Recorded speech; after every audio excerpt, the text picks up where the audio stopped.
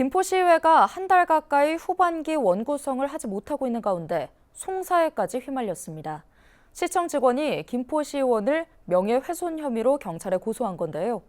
원구성 갈등에 더해 소송전까지 겹치면서 의회 내 갈등은 물론 의회와 지방부 간 감정의 골이 깊어지고 있습니다. 김진재 기자입니다. 더불어민주당 김포시 가불자치분권위원회가 김포시 홍보담당관의 사퇴를 촉구하고 나섰습니다. 최근 김포시 홍보담당관이 김포시의원을 경찰에 고소한 것과 관련해 해당 직원의 사퇴와 함께 김병수 김포시장의 사과를 요구하고 나선 겁니다. 위원회는 지난 26일 보도자료를 통해 김포시 홍보담당관의 각종 망언과 추태, 적반하장식 고소로 인해 시민의 대의기관인 김포시의회를 막장으로 만들고 있다고 지적했습니다.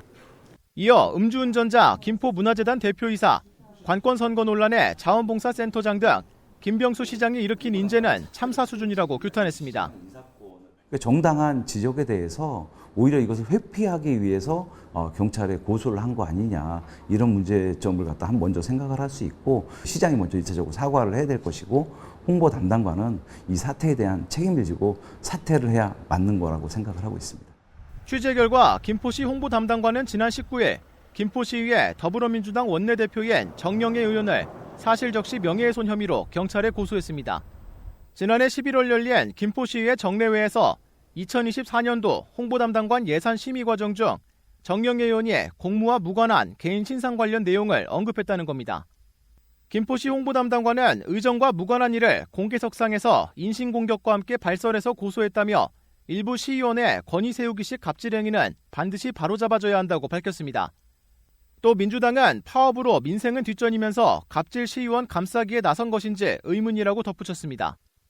최근 경찰로부터 고소장 접수 사실을 확인한 정영애 의원은 당시 질의는 정당한 의정활동이었다며 민주당 의총을 열고 대응에 나설 계획이라는 입장을 밝혔습니다.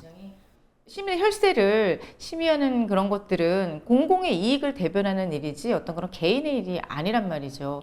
그런데 그런 질의 과정에 있었던 것들을 명예훼손으로 고소한다면 어떤 시의원이 시민들의 알 권리를 위해서 그렇게 질의를 하고 그런 상임위 활동을 할 수 있겠습니까? 한편 김포시의회는 후반기 원구성 방식을 두고 지난달 말부터 여야가 입장차를 좁히지 못해 개점 휴업 상태가 이어지고 있는 상황입니다.